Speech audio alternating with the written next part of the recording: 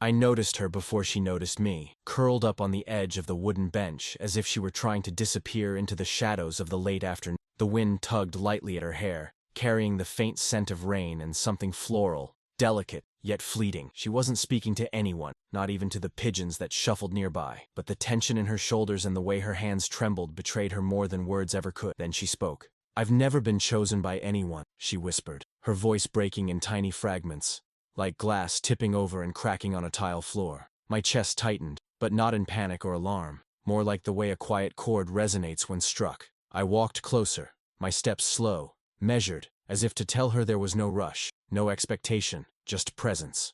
I sat at the opposite end of the bench, leaving space, enough space. "Today," I said softly, "the story changes." She flinched slightly, startled, but she didn't move away. Maybe she expected something different, pity, a joke, a hollow consolation. Maybe she wasn't ready to meet someone who simply offered a hand without asking for one in return. She looked at me, really looked, and for a long moment, the park fell away. The hum of distant traffic, the bark of a dog, the soft rustling of leaves, none of it seemed real. All that existed was her, trembling in quiet sorrow, and me, sitting still, waiting. I didn't need her gratitude, and she didn't need to explain herself. The acknowledgement alone was enough, a fragile bridge forming where none had been before. I offered her my water bottle. She hesitated. Then, slowly, she took it. Our fingers brushed. A small shock of electricity, but not the kind the world hails as romance. This was something subtler, recognition, the unspoken promise that someone sees you, even in the moments you feel invisible. Do you really think it can change?" she asked, voice softer, almost swallowed by the wind. I nodded with quiet certainty. "I think it already has," I said. She gave a small, uncertain laugh, the kind that doesn't quite reach the eyes, but hints at the possibility of hope. We didn't speak for a long time after. Words weren't necessary yet. We watched the shadows grow longer, the afternoon stretching into early evening. A leaf drifted down and landed between us on the bench. I nudged it gently toward her with my foot. She smiled, just a little. The kind of smile that begins on the lips but lingers somewhere deeper, in the chest, in the gut, where trust takes root slowly. As we rose to leave, I kept a steady rhythm beside her, neither too close nor too distant. There was a strange comfort in the normalcy, walking alongside someone without expecting them to perform, without demanding their laughter, without chasing after validation. She turned her head, glancing at me, and I caught the flicker of something that might have been relief, or maybe curiosity. The world hadn't changed. The park still hummed with ordinary life. People still passed by, indifferent. The city still breathing its relentless rhythm. But something between us had shifted. I didn't claim it, and she didn't name it. We just moved together in sync, and sometimes that was enough to start a story worth telling. The last streaks of sunlight dipped behind the building, and I realized I wanted to keep this fragile, tender start, safe, unbroken, for as long as I could. She glanced at me, and this time, her eyes didn't lost.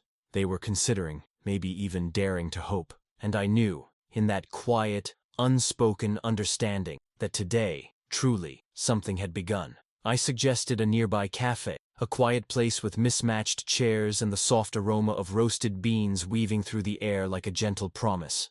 Sophie hesitated, twisting the strap of her bag around her finger, a nervous rhythm I didn't interrupt. She finally nodded, just enough to say yes, without forcing herself. The bell above the door jingled as we entered, and I held it open for her. She paused, glancing at me as if expecting some hidden condition, some sudden catch, and when there wasn't one, she let herself in. We found a corner table, tucked away from the main flow of the room. I didn't ask her to speak. I simply sat, letting the silence stretch comfortably between us. Sometimes words, I've found, carry weight we aren't ready to bear, but silences can be bridges, gentle and unassuming. She ordered a tea, I chose black coffee, and we watched the sunlight slant across the table, warming the grain of the wood, tracing lines like quiet maps of ordinary life. "Do you always just sit quietly?" she asked, her voice careful, testing the waters. I shrugged lightly, smiling. "Depends on the company." She caught the meaning, and let a small, genuine laugh slip out, quiet and uncertain, but it lingered in the air, softening the tension around her shoulders. The conversation meandered slowly, touching on unremarkable things, the kind of books we'd read as children, the stray thought that caught our attention that morning, the mundane rhythms of life. I noticed the way she leaned slightly forward when she felt compelled to share, and the way she hesitated, almost holding herself back, as if she feared claiming space. I didn't push. I never did. The pace of trust is not mine to dictate, only mine to respect. Outside, the sky began to dim, softening a pale grey, and the hum of the city outside the windows became a backdrop, not an intrusion. I watched her trace the rim of her cup with a finger, a subtle gesture that betrayed both nervousness and curiosity. She glanced at me, eyes flickering with a question she couldn't, or wouldn't, voice. I met her gaze steadily, allowing the silence to answer for. "You don't seem anxious," she said at last, almost as if the thought had startled her. I tilted my head slightly. "Why would I be? I'm here. Nothing more, nothing less. That's enough for now." She absorbed that quietly, and for the first time, I saw her shoulders relax just a fraction. A tiny release of tension she hadn't realized she'd carried so visibly. The waiter arrived, setting down a slice of cake for her, which she hadn't ordered but accepted anyway, distractedly smiling. I didn't comment. There was no need. Moments like this, small and unremarkable to the outside world, held weight that words couldn't measure. Her hands wrapped around the cup now, steadying herself, grounding herself, and in that simple act, I realized that the trust she had withheld for so long was beginning to find a place, however fragile, in the quiet steadiness of my presence. Time slipped by unnoticed. We spoke, we paused, and we laughed in fleeting bursts, never pressing, never demanding. I sensed her walls slowly shifting, not collapsing, but bending toward me, not because of what I said, but because of what I didn't. My steadiness, my refusal to fill every silence, was a presence she could count on. When we left, the air had cooled and the street lamps had begun their soft glow. She walked beside me. No rush, no awkwardness, just two people moving in parallel, slowly discovering the rhythm of one. Something imperceptible, a tether that wasn't yet named but was undeniably real. The next day, the city felt different, not because it had changed, but because I saw it through a lens that included her presence. Sophie and I met by chance outside a bookstore, though neither of us mentioned the coincidence. I simply greeted her with a nod, and she returned it, a slight lift of her lips that felt like an invitation. We wandered inside, trailing our fingers along spines of books as if tracing invisible lines of thought and memory, letting the quiet become a conversation of its own. She paused at a shelf of poetry, pulling out a slim volume with a worn cover. "I used to read these when I felt invisible," she admitted softly. I leaned against the shelf, listening, aware that every word she spoke carried, though spoken lightly. "Invisible doesn't mean unimportant," I said. "It just means the world hasn't noticed yet. Some people take longer to see." She glanced at me, a flicker of curiosity and disbelief, as if she weren't sure whether to accept what I said or dismiss it as idle comfort. We settled into a quiet corner of the store, the hum of fluorescent lights overhead masking the soft scrape of pages being turned around us. Sophie told me about her childhood, small fragments, an attic window where she used to write stories, the way her mother hummed in the kitchen, the afternoons she spent alone at the park. I didn't interrupt, didn't interject. I let the fragments gather like stones in a gentle stream, arranging themselves into a pattern only she could see. "No one really listens?" she asked, voice barely above a whisper. I nodded. "All the time. But listening isn't just hearing words, it's noticing the pauses, the hesitation, the things left unsaid. That's what matters." She shifted, the tension around her shoulders softening ever so slightly. I could feel it, a subtle ease, a slow acceptance of being witnessed without judgment. Outside, the sky was heavy with clouds, the kind that promise rain but never quite deliver. Sophie suggested a walk, and we drifted along the quiet streets, the sounds of the city muted by the weight of our shared silence. There was no rush, no pressure to define or name what was beginning. Sometimes presence alone speaks more than any declaration could. At a small park, we stopped by a fountain, water spilling over stones with a gentle rhythm. Sophie sat on the edge, tracing the surface with her fingertips, watching ripples form and vanish. I stood nearby, hands in pockets, letting her space exist without intrusion. When she spoke again, it was about something trivial,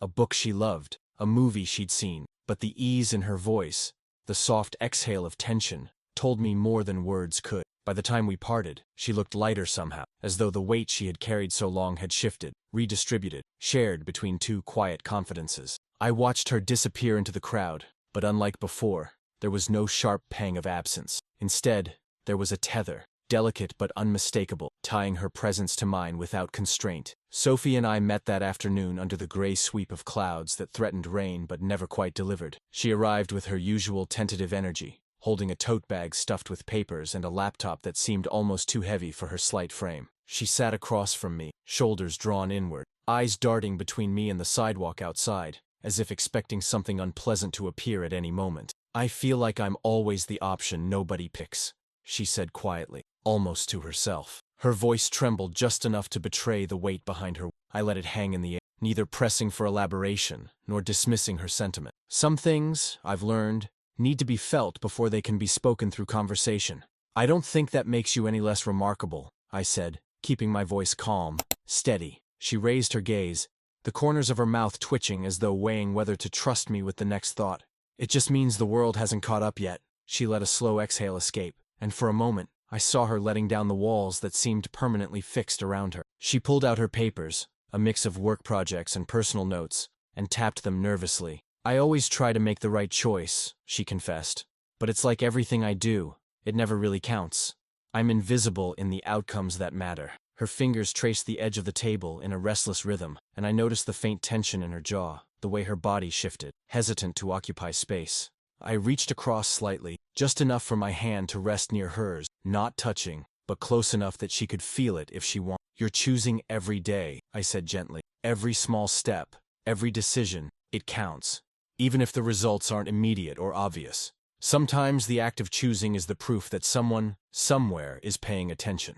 Even if that someone isn't you yet. She looked at me, and for a moment, I caught a flicker of recognition, a tiny spark of understanding that maybe she had been underestimating her own presence. The way she softened, the subtle easing of her rigid posture, spoke louder than words could. We spent the next hour wandering slowly through the streets, talking about choices that seemed trivial, what cafe to visit, which route home to take, but the subtext was always there, palpable, learning to recognize her agency, her power to matter, even if it had been ignored in the past. I never pushed her, never offered advice she didn't ask for. I simply walked beside her, steady, present, a quiet affirmation that she was not alone. By the time we paused near a small fountain, Sophie's hands were less fidgety, her breaths deeper, her gaze more open. She laughed quietly at something I said about a bookstore mishap earlier, and the sound was light, almost fragile, but it carried a weight of something in her had begun to shift, not dramatically, not in a rush, in a subtle, undeniable way. She was beginning to recognize herself as someone capable of being chosen, not for the performance of perfection, but for simply existing with all her fragilities intact. The fountain trickled steadily, and I watched her trace the ripples absent-mindedly.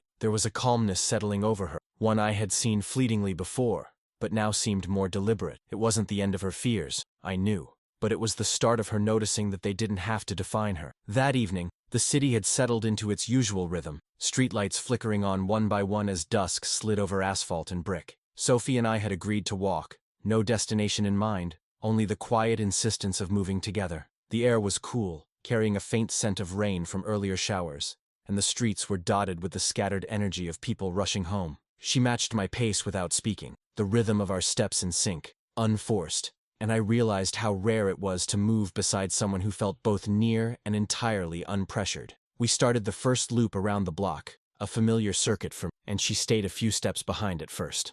I let her set the distance, letting her feel the space she needed while still being present. After a few turns, she shifted closer, a tentative gesture that made the tether between us feel tangible for the first time. There was no need to comment, no need for explanation. Presence, I knew, could speak louder than any word. She told me about a project she had abandoned months ago, the kind of personal work that never found an audience but had meant everything. Her voice was careful, measured, as if testing whether she could be trusted with her own memory. I listened, asking little, letting the pauses between her sentences carry the weight of understanding. She paused by a street lamp, its light casting soft shadows over her face, and for a fleeting moment, I saw her as someone brave enough to stand in the quiet of her own vulnerability. The second loop began without announcement. We had completed the first round almost unnoticed, and now the act of returning felt different. She laughed softly at a joke I hadn't made, a small sound that vibrated in the empty street and made me realize how delicate the beginnings of comfort could be. I said nothing, only smiled. Laughter, I knew, could not be forced. It had to be earned, and this one was genuine, earned through hours of quiet attention, patience, and presence. At a corner, she stopped to watch a window display of candles flickering in the fading light. She tilted her head, studying them, and I noticed the faint trace of tension still lingering in her posture. I moved slightly closer, not touching her, simply aligning my shadow with hers, a small gesture of reassurance. She didn't speak for me, and I didn't press. The silence was enough. Sometimes the promise of safety doesn't need to be declared, it simply is. When we returned to our starting point, the evening had darkened fully, and the city's hum had grown softer, like a distant heartbeat. Sophie looked at me then, and I caught in her gaze a mixture of surprise and realization, as if she had discovered something about herself in the gentle cadence of our walk. She didn't say it, but I understood. She had begun to feel chosen, not because I had spoken it, but because I had shown it in the simplest of ways. Steady steps beside her, quiet attention, the offer of my presence without demand. As she turned to leave, the faintest smile lingered on her, a reflection of something subtle yet undeniable. It was not a resolution, not a declaration, but the beginning of a rhythm we both now understood, a bond formed through small, consistent acts, a promise quietly enacted with every shared step. The next morning, Sophie appeared unexpectedly at the small cafe near my apartment. She carried a folder under her arm, a determined yet cautious air in her movement, and I greeted her with the same calm steadiness I had maintained from our first encounter. There was no fanfare, no rush, just the gentle continuity of presence that had become our unspoken rhythm. "I need a favor," she said, voice careful, almost apologetic. I tilted my head slightly, inviting her to explain. She shifted on her feet, balancing hesitation with necessity. "It's something practical. I can't do it alone, and I thought, maybe you could help." She avoided my eyes briefly, then glanced up with a timid hope. I nodded. "Of course," I said simply. "Tell me what you need." She exhaled, relief subtly softening her posture, and began to outline a series of small tasks. Moving boxes, reorganizing a shelf-heavy corner in her apartment, a few errands she couldn't manage while juggling her usual responsibility. None of it was dramatic or urgent in a cinematic sense, but to her, the practical load of the day felt impossible without support. As we walked toward her place, I noticed the small ways she hesitated at each decision: which street to take, which door to enter, how to carry a box without spilling its contents. I matched my pace to hers, offering silent encouragement without intrusive advice. At one point, she stumbled slightly over a crack in the sidewalk, and I caught her arm instinctively, not clinging, just steadying, a simple promise of safety. Inside her apartment, the space was neat, but strained under the weight of accumulated responsibility. She moved efficiently, but her efficiency carried tension. Her hands shook slightly as she lifted boxes, and she bit her lower lip to suppress small exclamations of frustration. I stayed close, assisting where needed, but always giving her room to direct the tasks herself. There was no hurry, no insistence, only shared movement, a rhythm of cooperation that felt unexpectedly intimate. During a pause, she leaned against the counter, breathing heavily. "I don't usually let anyone do this," she admitted quietly. I met her gaze steadily. "You don't have to, but sometimes, letting someone be here for you doesn't take away your strength. It just adds a little weight to carry together." She studied me, and I could see the shift. Trust, not demanded, not pleaded for, quietly forming in the spaces between our actions. By the end of the morning, the apartment felt lighter, the boxes arranged in order, the errand lists shorter. But the air carried a subtle change. She moved with less caution, spoke with slightly more ease, and in fleeting glances, I noticed her studying me, not with suspicion, but with consideration. A seed of certainty had begun to take root. Someone had arrived who didn't push, didn't question her worth, and whose presence alone offered an unspoken promise. When we stepped outside again, the sun was higher, breaking through thin clouds. She turned to me with a faint, genuine smile. I returned it, letting the quiet acknowledgement linger. There was no need for words.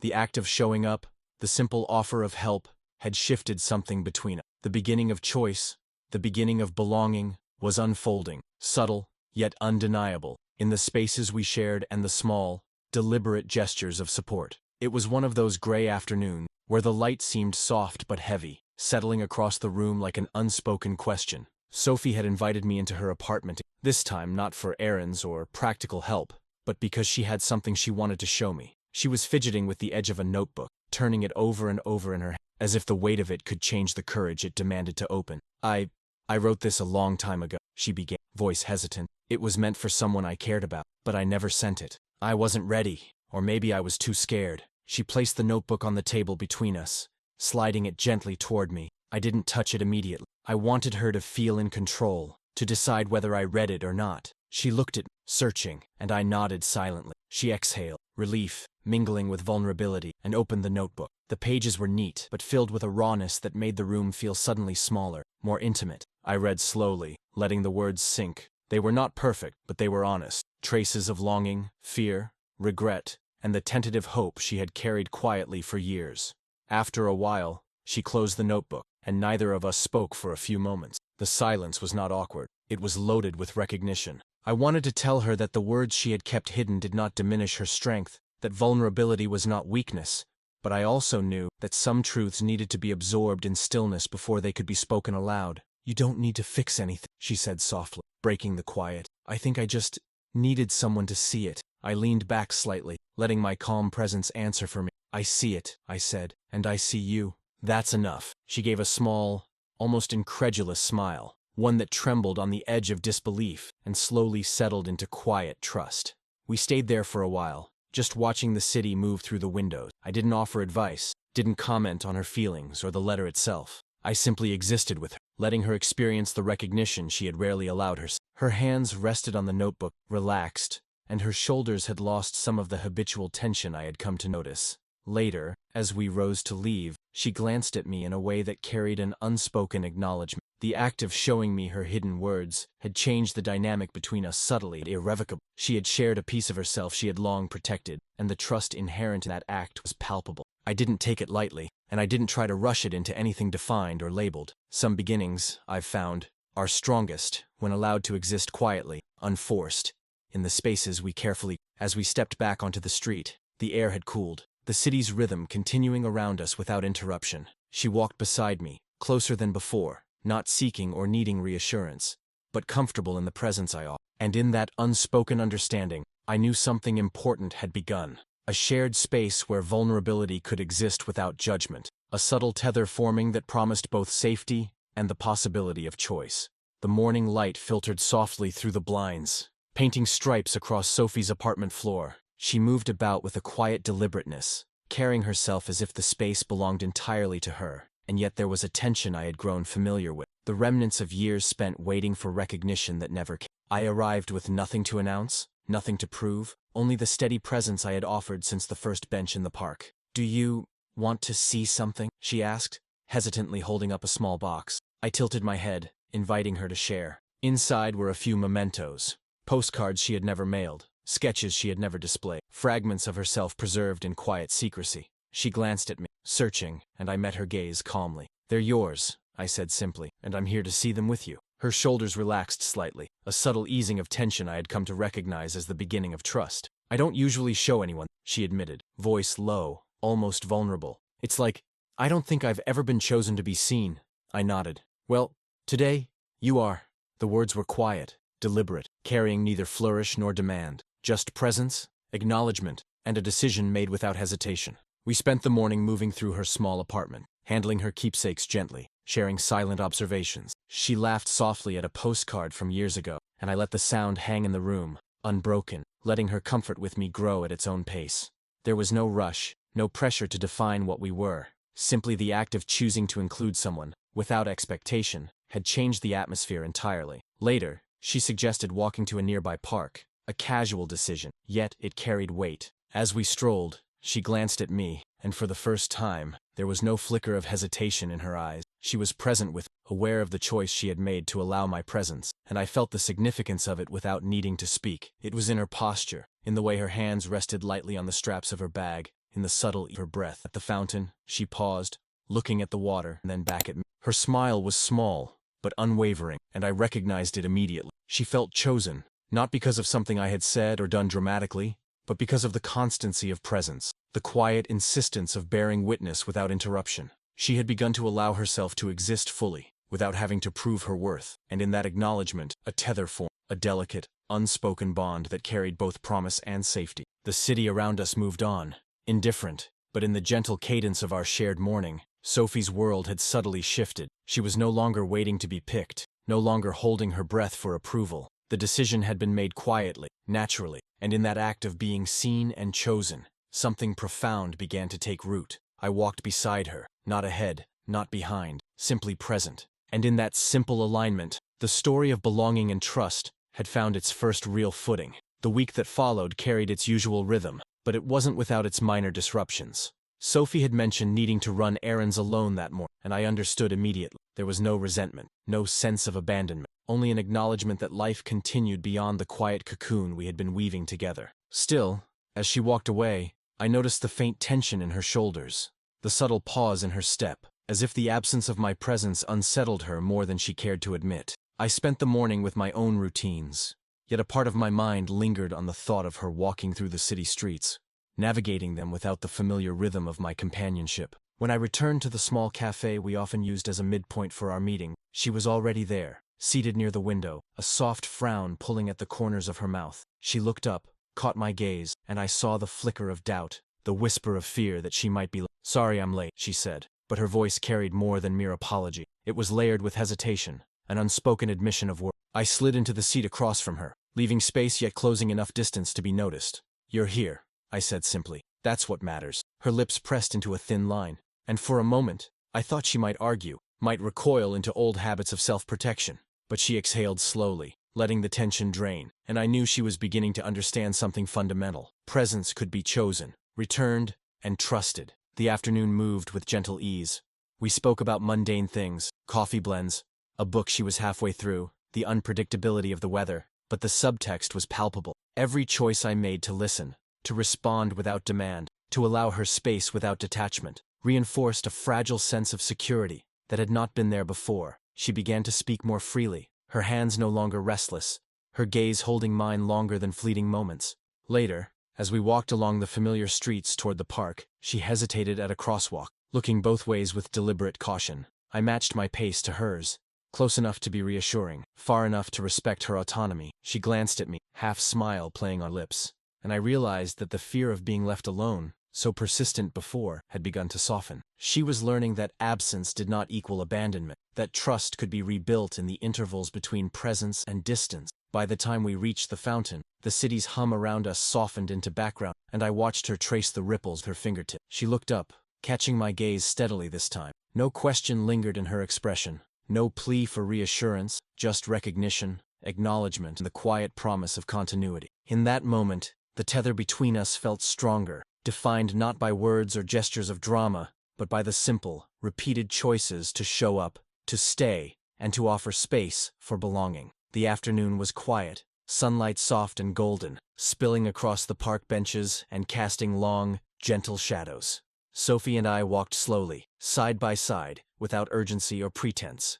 Her presence felt lighter than before, as if the weight she carried so faithfully had finally begun to shift, redistributed into spaces where it could breathe. I didn't speak immediately, letting the rhythm of our steps and the subtle hum of the city form the conversation for. We stopped at a small bench near the fountain, where water trickled steadily over smooth stones. She sat first, hesitating only slightly before gesturing for me to join her. I did, leaving just enough space between us to maintain comfort, yet close enough to signal that I wasn't going anywhere. Her hands rested on her lap, fingers entwined, and she glanced at me with a softness I hadn't seen so clearly before. There was trust in her gaze now, quiet but certain, not dependent on words, and I recognized the significance of it instantly. "You know," she began, voice almost hesitant, "I never thought someone would stay without expecting anything in return." She trailed off, unsure if she should finish, and I let her pause, not rushing, simply existing in the space beside her. "I guess I'm not used to being chosen," a faint tremor betraying the sincerity beneath her calm words. "You are," I said simply, letting the phrase, not as a declaration of romance or a promise I couldn't keep, but as a recognition of her presence, her worth, and the choice inherent in being with someone who values you quietly, steadily. She looked at me, the edges of her lips lifting in a small, almost shy smile, and I felt a subtle shift in the air around us. We didn't speak much after that. Instead, we watched the fountain, the water flowing in patterns that seemed to echo the rhythm of the day, persistent, gentle, inevitable. I noticed the ease in her posture, the way she exhaled fully, no longer holding herself in anticipation of disappointment. It was a small thing, profound, an unspoken acknowledgement that she could exist without guarding every fragment of herself. Eventually, she reached out and rested her hand lightly against mine. I didn't squeeze or pull, only let my hand remain, steady and present. There was no declaration, no dramatics, only the simplicity of two people acknowledging each other's existence and the choice to remain in that shared moment.